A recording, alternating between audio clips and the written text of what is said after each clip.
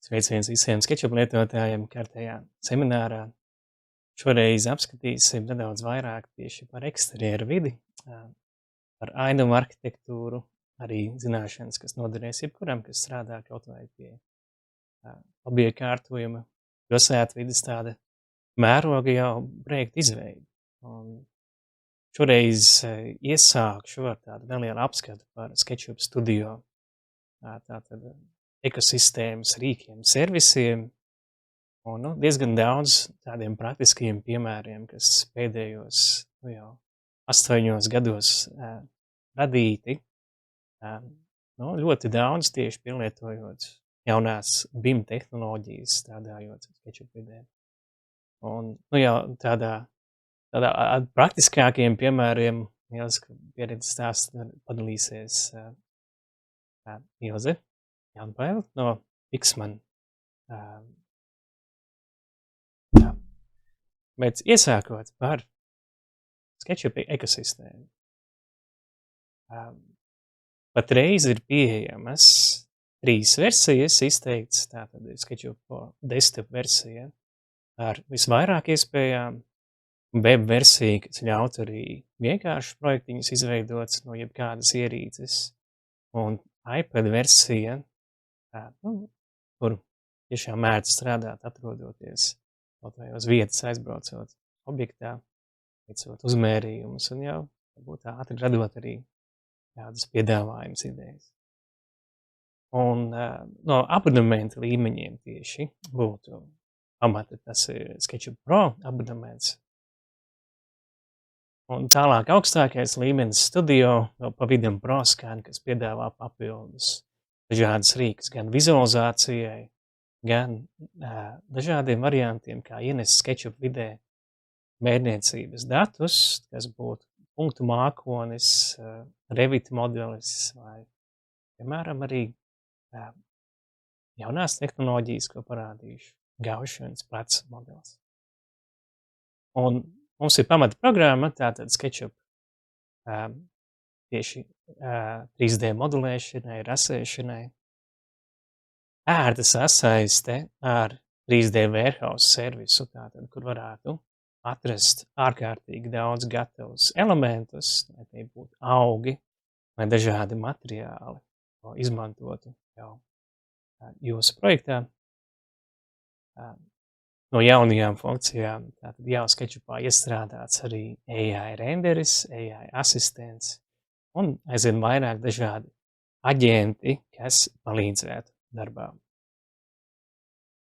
No tās dokumentācijas puses, ārkārtīgi plašas rasējumus nebūtu laikam viegli taisīt tieši sanāk strādāt topogrāfijās, bet mazākiem projektiem arī ainama arhitektūrā lieliski var darboties layout vidē, tātad 2D dokumentācijas izstrādē. Ko minēja tieši iPad versija, tā lieliski darāt jebkuram tieši prezentācijai. Papildus, ja nepieciešams, ir iespējams izmantot gan virtuālās realitātes aplikācijas SketchUpam, gan, teiksim, arī sasaistē ar Trimble dažādiem piedāvātajiem risinājumiem. Jau tādā ļoti augstā precizitātē būtu iespējams arī dažādas dizaina projektus prezentēt. Tā kā, piemēram,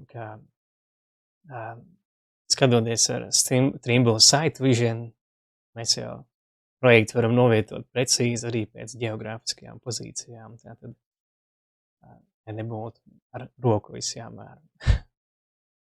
Un tāds pēdējais ir mums arī Studio versijā pieejams V-Ray for SketchUp, ja nepieciešams ļoti augstā kvalitātē radīt fotorealistiskas vizualizācijas. Visas sasaistās kopā ar tādu mākoņu servisu Trimble Connect, ļoti ērti būtu strādāt, gan atrodoties mājās, darbā vai objektā. Un Trimble Connect tieši servis, ko ikdienā jau sanāk piespiest tieši darboties visiem mūsu apmācību dalībniekiem. Noteikti vērts vēlties arī pastāvīgi pamācīties. Ko vēlējos minēt par lietām, ko apskatīsim arī. Ļoti ieteiktu mūsu mājaslapā pasīties ir sadaļa video pamācības. Un, ja interesē tieši, piemēram, GIS sfēra, tātad darbs ar kartēm, ar 3D punktu mākoņiem un sasaistē tieši, piemēram, ar GeoRīga dotajiem datiem. Tātad šis seminārs un papildus arī par teiksim, AI rīkiem un citām noderīgām zināšanām. Arī šī semināra ieraksts pēc tam būs pieejams mājaslapā. Ja būs nepieciešams kaut ko papildus apgūt, tātad mums arī jau martā ieplānots apmācības SketchUp ainavu arhitektūrai, sākam 24. Tās ir 3 nodarbībās, kur to svarīgāko varētu apgūt tieši darbā ar augiem, ar stafāžām, ar dažādu veidu reliefa datiem, attiecīgi kā tad varētu savu dizainu radīt, kā to iesēdināt esošajās reliefa formās un skaisti vizualizēt vai pasniegt arī rasējumos. Šeit ir tāds neliels video ieskatīšu.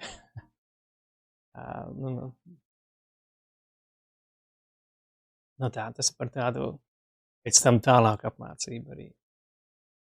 Ko vēlējos parādīt tieši vairāk praktiski projekti, kā izskatās SketchUp vidē. Sākumā, kas vienkāršāks, radošāks, pie kā pašam ikdienā sanāk daudz darboties. Tie ir vizualizācijas projekti. Mans tāds hobijs tieši būtu vēsturisko ēku rekonstrukcija, senās Latvijas dažādas rekonstrukcijas. Gan ejot uz senajiem laikiem, gan arī uz viduslaikiem.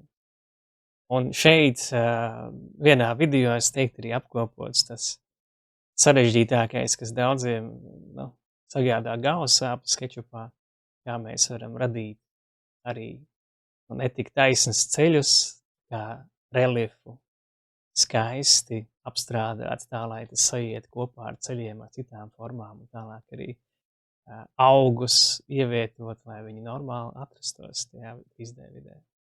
No SketchUp puses, kā tas izskatās šādi te.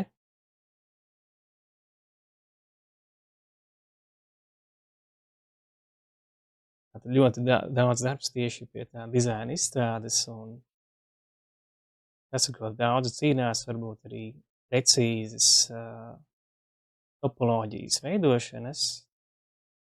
Slēpšu.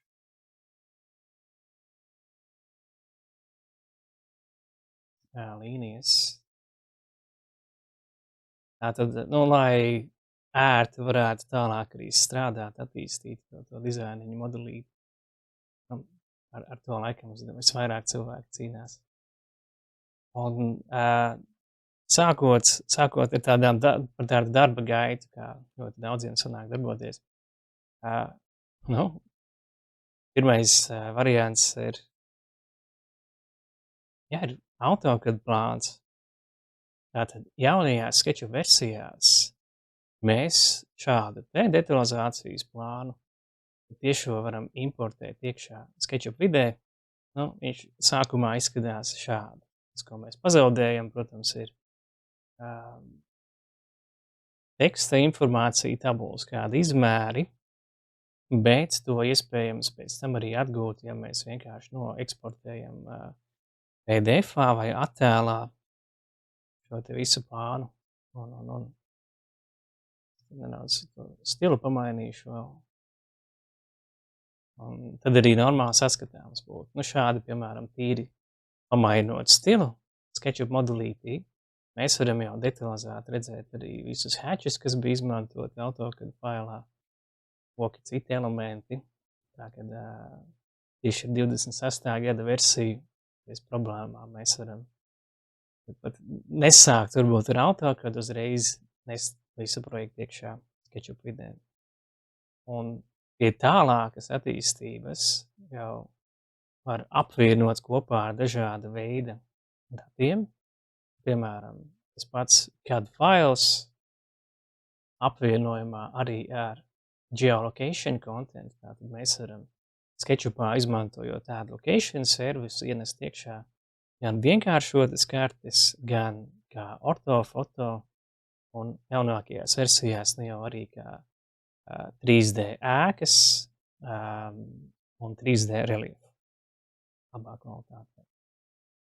Šajā te konkrēti projektā papildus arī, tātad, kā minēju, ienest iekšā karte, kas bija saglabāta kā attēli, lai tā informācija varbūt, kas iztrūka, kas neparādījās patiešo no AutoCAD faila, parādās vismaz šādi reizi mērogā arī objektā novietot. Un ar to gan varbūt nepietiek, jo šajā konkrēti projektā bija nepieciešams vizualizēt esošo situāciju, kā izskatās tie augi, reliefs un to vienkāršot tādā versijā, lai tālāk jau varētu pašu projektu attīstīt. Ja. Kas tika izmantots? SketchUp Pro Scan versijā pieejamais rīks Dreamrule Scan Essentials, ar kuru palīdzību ir ienests iekšā punktu mākonis, kas tad ļoti labi ļauj redzēt, kādi tieši koki atrodas šajā teritorijā. Var izmērīt kaut vai arī stumbra diametru, 3D modelī ir nepieciešams. Bet tālāk jau dizainerim strādājot, gan neparocīgs varbūt tas 3D punktu mākonis, tad viss tika vienkārši daudz vienkāršots, aizvietojot jau ar reāliem 3D kokiem pašā SketchUp. Tos papildus datus jau var izslēgt arī ārā.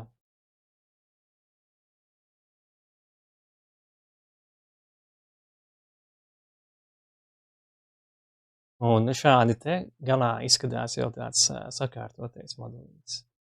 Tātad no CAD datiem paņemts arī robežas visas, skaidri saprotams būtu.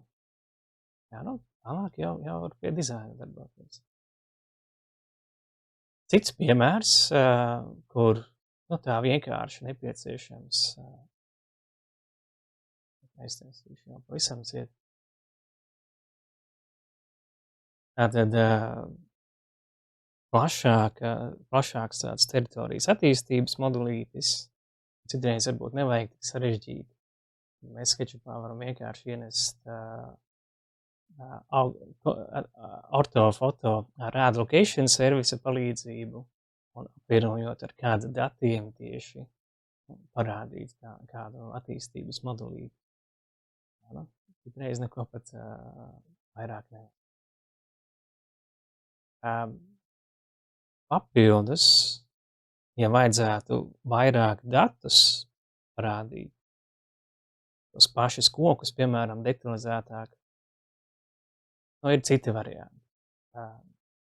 Ja izmanto fotogrametrisko uzmērījumu ar drona palīdzību, šādus datus arī iespējams ienest iekšā SketchUpā, kas te konkrēti pie Eglainas Moiža, tāda teritorijas skenējums. Ar fotogrametriskajiem modeļiem ir tā, ka mēs ļoti labi varam iegūt, teiksim, tās ēkas un koku aprises, bet tas reliefs gan sanāk tāds diezgan nelietojams. Bet to iespējams vismaz vienkāršot.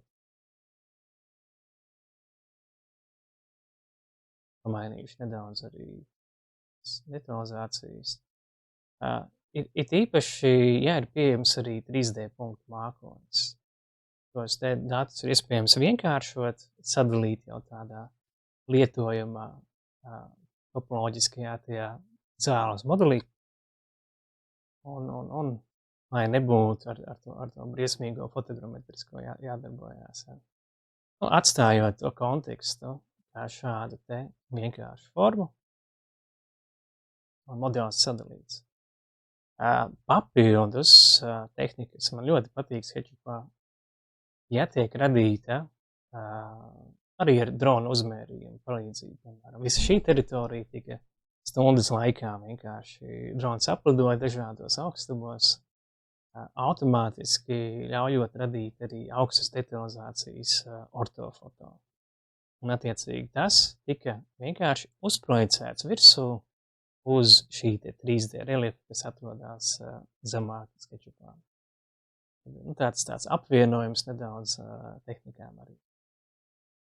Plus parasti, ja jānodala kāda teritorijas daļa vai ceļi, izmantojot SketchUpa tieši sandbox rīkus, iespējams to ērti tās līnijas visas uzprojicēt virsū uz jau 3D reliefa. Un šādi te nodalīt tās teritorijas atsevišķi varētu paslēpt, kas nav vajadzīgs, un īpaši arī piemēram, ja tālāk tādā plaknes objektā tiek radīts pats dizains, viņi ļoti viegli var tā kā uzmest virsū uz paša šī te modelīša. Bet, tas par tādiem datu avotiem nedaudz, jā, tad tas var būt AutoCAD fails, tas var būt 3D punktu mākonis, fotogrammetriskais modelis. Tas, ko vēlējos parādīt, arī pilnīgi jauna tehnoloģija. Šeit arī taisīšu citu failu. Pilnīgi jauna kaut vai.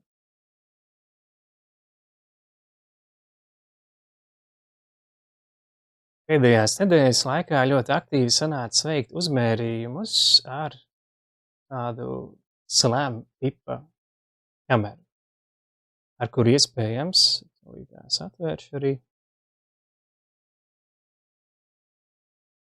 ar kuru iespējams šo teritoriju, piemēram, 15 minūtēs vienkārši apstaigāt un datorā ievadot ieskanētos datus, apvienojās viss arī ar lidera datiem, kas ir iekārtā iekšā, tiek radīts jau gatavs tāds lietojams 3D modelīts, kas to vidi perfekti ļauj uztvert vismaz. Šajā gadījumā gatavojoties konkursam, veicām arī šīs te vidas ieskanēšana, kur studentiem vajadzēs savus piedāvājumus šeit radīt. Un sanāca video ieskanēt, bet ko tālāk iespējams arī izdarīt. Pagaidām šī ir tāda pavisam svaiga tehnoloģija. Pirms gada parādījās iespējas gan Vīrī, gan citās vizualizācijas programmās varam ienest iekšā Gaussian splats modeli. Un šeit tiešām ir jāredz, kā tas izskatās.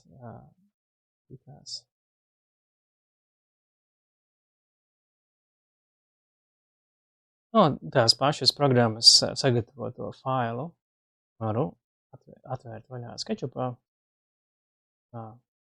Iemetīšu. Tā ir jaunām tehnoloģijām. Parādījās skanēts tātad ar X-Grid portālkām kameru. Parādīt programmas vidas, un sākumā tas izskatās vispār pēc nekā. Bet, ietuvinot tuvāk, attiek līdz centram, un kur es esmu atnācis, tas ir parks.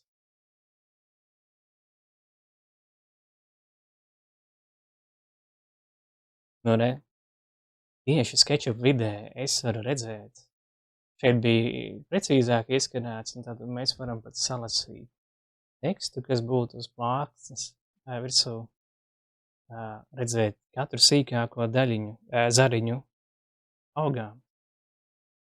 Un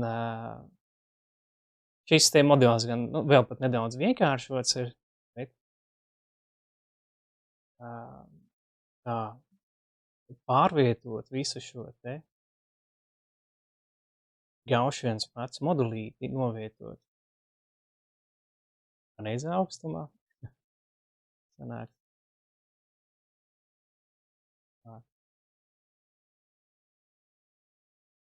Un, ja būtu jārada vizualizācija, tagad es jau varētu no jebkāda rakursa to uztaisīt. Vienkārši uzzīmēšu kastīti skečupā, un es jau tātad, no jebkura rakursa to varētu parādīt. Tas, ko būtu kādreiz ar fotomaču palīdzību jāveido, mēs varam mierīgi tiešo skečupā uzreiz tikai screenshotu tagad uztaisīt. Un šī tehnoloģija jau pieejama, ja lieto, piemēram, vīrēji piedāvātos rīkus, bet, šādi te vismaz pat tiešo skečupā mēs varam ielikt. Un kas ir lieliski, tas nav tikai tāds statisks modelīts. Es varu izvēlēties kaut kādu daļu, es varu kropot visu, es varu izvēlēties šeit, piemēram, iezīmēšu laukumu. Tik nepieciešams vai lielāku vai mazāku. Es to varu izgriezt ārā.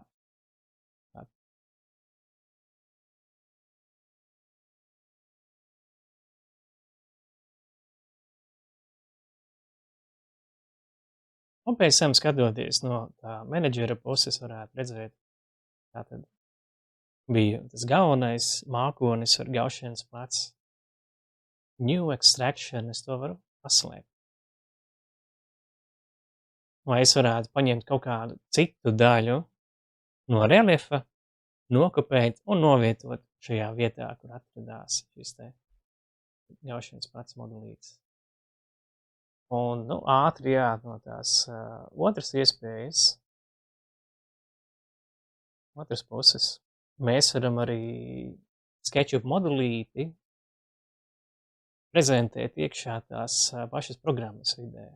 Ja, piemēram, attaisīšu vaļā, atveru vaļā, ieskanējām, piemēram, Ogres ielā stojumu. Es varu pārvietoties arī šeit modelīti iekšā. Tā ir kā bez mazvai spēļu vide, kurā var pārvietoties. Un atsevišķi var arī pamainīt skatu, aiziet tādā avatara režīmā, kas ļauj fiziski staigāt pa to modelīti. Vai lēnītēm vai skriet. Un tātad, tā programma ļautu arī ievietot iekšā tur 3D modeļus, ja gribās realistiski prezentēt. Bet, SketchUpā tagad vismaz patiešo dienestu arī šo te ieskanēto vidi. Ja nepieciešams arī teiksim, kādus mērījumus var veikt.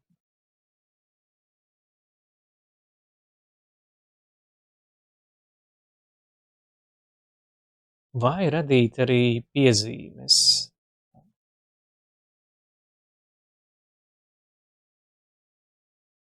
Nospiežot kaut vai uz mašīnas, var pievienot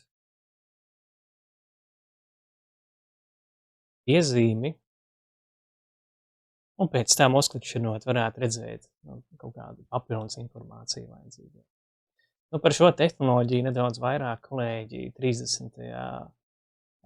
martā pastāstīs, bet tie ir Gaussians plati.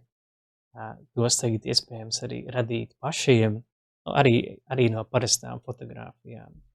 Tātad SketchUp spraudnes arī ļautu pirmajā variantā pašiem ielādēt kādu video vai attēlus, kas ir uzņemti, un arī no tiem var uztaisīt to Gaussians plats modelīti.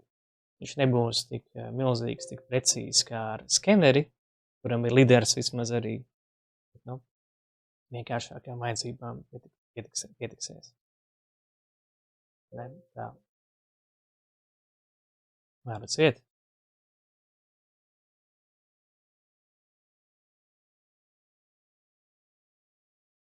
Tās tādas jaunās tehnoloģijas, bet kas ļoti daudziem varbūt ir nezināmas. īpaši, kas noderētu jebkuram studentam, kuram nepieciešams pamatot, kāpēc tiek izvēlēti noteikti risinājumi gan interjeri, gan eksterjeri telpā. Tas būtu servis SketchUpam Redesign. Meklējot vienkārši Redesign Google vai SketchUp mājaslapā, to varētu palaist un vēlējos parādīt, kā izskatās tāds pavisam nesen veidots projektiņš. Tad šeit ir iespējams izvēlēties lokāciju. Šajā gadījumā es paņēmu tātad māja Vilestē un tiek analizēti ārkārtīgi daudz dažādi dati. Jau var izslēgt ārā. Pirmkārt, ko es redzu, tātad saules ritējums debesīs, seasons es varētu redzēt šajā te lokācijā, kādas vidējās temperatūras tajā dažādos gada laikos valdošie vēji. Un skatoties, piemēram, no arhitektūras puses ir architectural response, kur tiek parādīt efektīvākie risinājumi, kā uzlabot to dzīves kvalitāti interjerā, eksterjerā. Kas attiecās tieši uz eksterjera vidi, piemēram, tiek parādīts, kā nu šajā te lokācijā, piemēram, var redzēt, ka vērtīgākais būtu aizsardzība no vēja, apgaismojums, siltums. Un arī detalizēti parādīts, ja, teiksim, atsevišķi izslēdz visu ārā. Un tā komfortabli es šajā lokācijā varētu justies eksterjera vidē 7 stundas no dienas. Bet, ja tiek iekļauts tātad aizsardzība no vēja, no saules nedaudz redzu palīdz tikai vasarā, ja. Rain cover, tātad no lietas, lightning, kad nepieciešams apgaismojums, heating, tātad tas ir viens no lielākajiem faktoriem, un gaiss. Tātad šādi te izpildot visu, mums jau no 7% vismaz uz 57% dienas laikā mēs to eksterjera zonu varētu komfortablāk izmantot. Tāds interesants servis, kas īpaši noderīgs, ja nepieciešams projektiņu radīt kādā pasaules vietā, kuru varbūt tik pazīstami neesiet. Un šo te sanāca, kā es risināju tieši modulītī, tā ir tā lokācija tieši arī tā Lieleste, lai skaistāk izskatītos tā eksterjera vide. Uztaisīju pagaidām tā ļoti vienkāršot koku rinda un eksterjerā, kas ir pieejams jaunajās SketchUp versijās, mēs varam izmantot tātad augstas kvalitātes ADR tos fonus. Un tādā cilvēka acu augstumā tad vismaz ir nevis liks horizonts un vienkārši zils debesis, bet jau stipri realistiskāk izskatās. Ja? Tas konteksts sakarīgāks. Un kas attiecās uz to gaismas analīzi? Es domāju, vairumam jau SketchUpā zināms, kad iespējams ieslēgt ēnas, iespējams tātad jau modelis ir pareizi ģeolocēts, tātad analizēt sākumā kaut vai vizuāli, kādas vietas būs ēnainākas, kur vairāk sauli būtu. Šajā gadījumā es izdomāju. Šajā pusē sakarīgāk būtu ieprojektēt ziemas darbus. Bet ir iespējams arī tādā kvantitatīvā līmenī veikt šo te analīzi. Tas, ko atzīmēju, viens es paņēmu tos datus, kas atradās no Redesign, un papildus izmantojot tādu bezmaksas spraudni, kā pateikšu,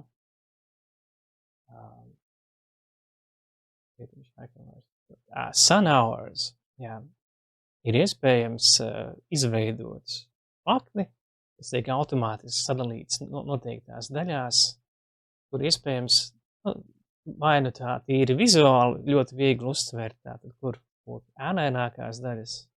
Šeit viņš, laikam kā necaurspīdīgi paņēma arī to sētu. Es tās nojumas vēl nebiju uztaisījis. Un atverot vaļā ir iespējams arī iezīmēt noteiktu vietu un redzēt, tātad tīri tā proporcionāli. Vai var mainīt arī gribās savādāk datu prezentāciju. Tātad, izmantojot pre-design, izmantojot šādus spraudņus, arī to saules instalāciju iespējams precīzāk analizēt. Un par to precizitāti tieši gaismai dienas laikā, par to tieši plaši stāstījām pirms jau 4 gadiem. Mums bija SketchUp konkurss, Baltica International SketchUp Student Competition, kur uzdevums bija radīt katram studentam savu saules pulksteni. Un tātad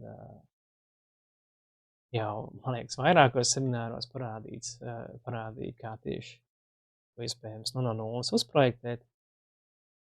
Šajā gadījumā, izmantoju SketchUpā piedāvātos shadows iespējas, kas varētu pa stundām pamainīt laiku, un tas vizuāli, tātad modulītī arī precīzi parādās.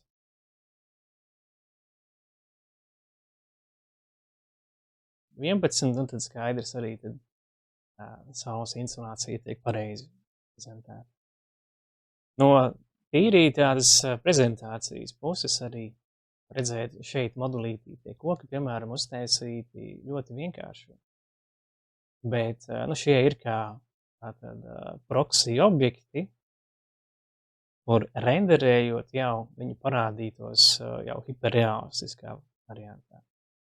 Var arī stilizēt, piemēram, es pārēju no perspektīvas skata šajā projektā uz plāna skatu, man tie koki vairs nerādās tajā vienkāršotajā variantā, bet gan ar šādu te ēnojumu. Tādā plakanā stilā. Ieslēdz stils 1, parādās melnbaltā fonā zemē koki vienkārši kaut vai zaļā krāsā, lai izcelties. Vai šādi te. Tātad, izmantojot SketchUp piedāvātos ēnojumu efekts, mēs jau varam vismaz ļoti, ļoti interesanti vizuāli parādīt. Nevis tā kā AutoCAD-ā. Papildus arī kaut vai radīt griezumus. Un, kā tas vienkārši veidojās, izmantojiet tegus aktīvi vienā un tajā pašā kokā, objektā, iespējams iekļaut visas variantus, teiksim, 3D proxijas, kas arī renderējot skaisti izskatīsies. FaceMe, kas izskatās skaisti tieši šādos te skatu varbūt. FaceMe tātad no jebkuras perspektīvas vai griezumos. Realistiskais variants tas pats, bet ir iespējams vienkārši norenderēt un parādīt, kā izskatīsies šādā te variantā. Un tāpat, teiksim, norenderēja arī viens ir stilizētais variants un otrs atkal realistiskais. Skatoties augšskatā, arī mēs jau tā precīzāk varētu iztēloties, kā izskatīsies tas augsts. Šādi te interesanti var pakombinēt, lai tas pats SketchUp modulīts būtu lietojams gan 3D vizualizācijām, gan plānu veidošanai, arī griezumiem. Nebūtu papildus jāpārzīmē kādi elementi jau tajā asējuma veidošanas procesā. Un daudzkārt varbūt nav pat nepieciešams radīt speciāli visu to eksterjera 3D modeli, tāda viena no galvenajām tehnikām, ko var izmantot SketchUpā, būtu fotomontāžas. Tas sanāk pēdējā laikā ļoti daudz taisīt arī.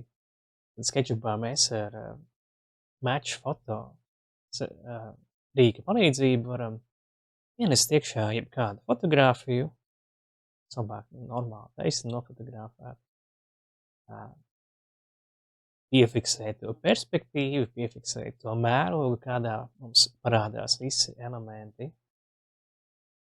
un pēc tam jau apvienot kopā ar kādiem labai kārtojumiem elementiem. Ir tieši tāds pilsētvides modulītis, kā tādā lētā, vienkāršā risinājumā uzlabot gājējiem situāciju. Un, ja es kustos SketchUpā, tad jau viss arī pazūd. Tā būtība ir, kad mēs uzzīmējam tikai jaunos objektus, ja kaut ko vajag novākt nost, abi tos var Photoshopā, piemēram, vienkārši nodzēst. Un pēc tam par to Photoshopēto variantu ienest iekšā SketchUp darba vidē. Tā kā šādi te tad vismaz reiz tāds lietojums modelīts. Un, ko vēlējos vēl parādīt, tātad sanāca apvienojums no daudzām tehnikām saistībā ar jauno SketchUp konkursiņu. Ir tieši par to praktisko iespējām, kā mēs tagad ar AI varam radīt gan 3D modeļus, gan arī vizualizācijas. Tiešo SketchUp vidē, lai nevajadzētu papildus kādus Midjourney vai citus rīkus abonēt. Tātad, ja jums ir 26. gada SketchUp versija, vajadzētu būt jau extensions pieejami 2 rīki. Viens būtu. Tātad AI Assistant un AI Render. Ja tos neredziet, var aiziet arī uz Extension Warehouse. Un vienkārši meklētājā, šeit jau kā pašu pirmo var ieraudzīt, piemēram, AI Assistant. Un tā, otrā modulītī bija jau gatavs variants. Piemēram, atverot vaļā AI Assistant, ja ir vajadzīga palīdzība, nezināt, kā kaut ko uzmodelēt, jautāt, teiksim, how to create a 2D tree. Tātad, piemēram, to face me tipa koku kā uztaisīt. Un SketchUp sagatavo pamācību. Ja. Tāds viens veids, kā mācīties. Cits aģents atkal būtu generate object, kas ļautu izdomāt sākumā, kādu objektu mēs vēlamies. Es izvēlētos, piemēram, generate from prompt. Man vajadzīgs tāds apgaismes stabs, ja.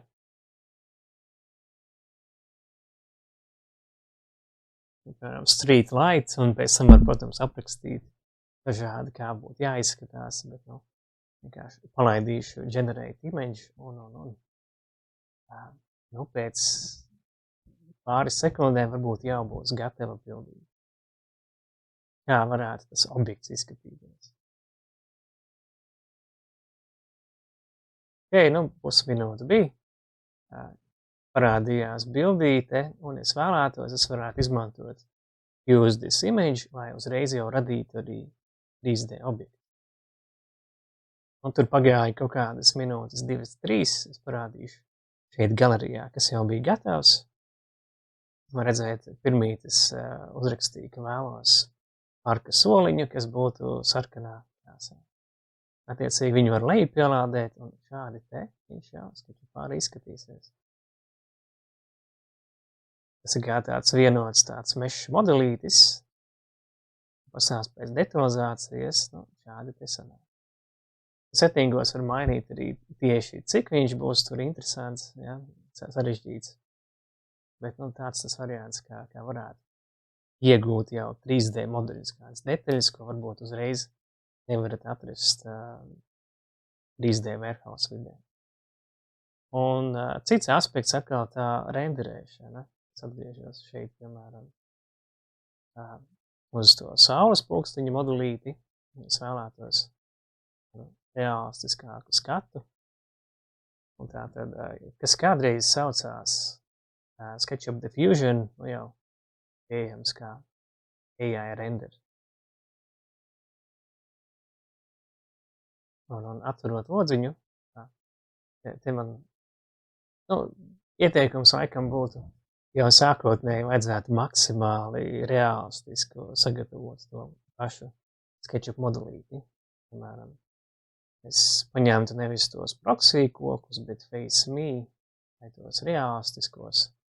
Un tur jau noteikti labākam rezultātam vajadzētu būt skatu kādu sakarīgāk jāatrod. Redzēs, kā cilvēki tiks izveidot.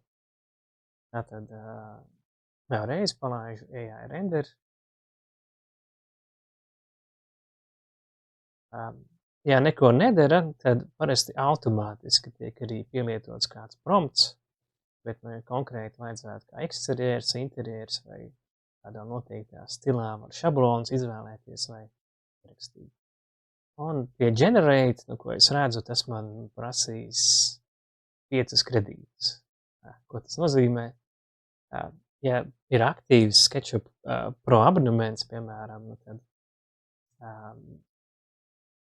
katru mēnesi tie kredīti atjaunojās, Pro licencē tie ir 150, Studio licencē 200. Ja tie, kas varbūt neizmanto katru dienu, tos AI rīks ar to varbūt pietiksies, bet, ja beidzās, ir iespējams arī papildus tos kredītus iegādāties. Bija laikam apmēram 12 eiro mēnesī, tad 1500 kredītus var dabūt. Arī, teiksim, tā bildes ģenerēšana, tad tas maksā 5 kredīti, 3 varianti izveidojās.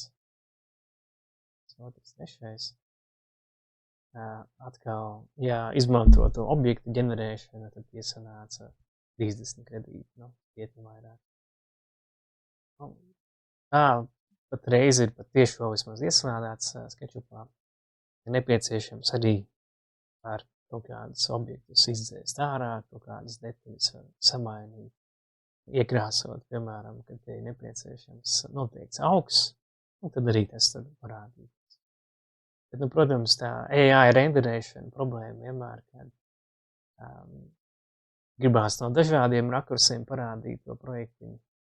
Un netik ideāli varbūt tik saglabāti tie stili no skatu uz skatu. Tad jāmācās normāli renderēt ar to pašu vīrēju, ar Lumion vai Twinmotion, kuram patīk labāk. Bet, vismaz izmēģiniet gan to objektu ģenerēšanu, tas jau ir pieejams, tāpat arī AI renderīts. Bet, mēs bijām iesākuši jau 2, tad zūmotiem laikiem nedaudz noiets viss bija, bet ieraksts semināram būs pieejams, parediģēsim, saliksim tādā skatāmā formātā. Visi, kas bija reģistrējušies, varēs redzēt augstākā kvalitātā pēc tam arī YouTube. Bet, ja ir kādi jautājumi, droši rakstiet komentāros, vai tagad arī ir atvērtais mikrofons. Gribās pajautāt arī tādā režīmā.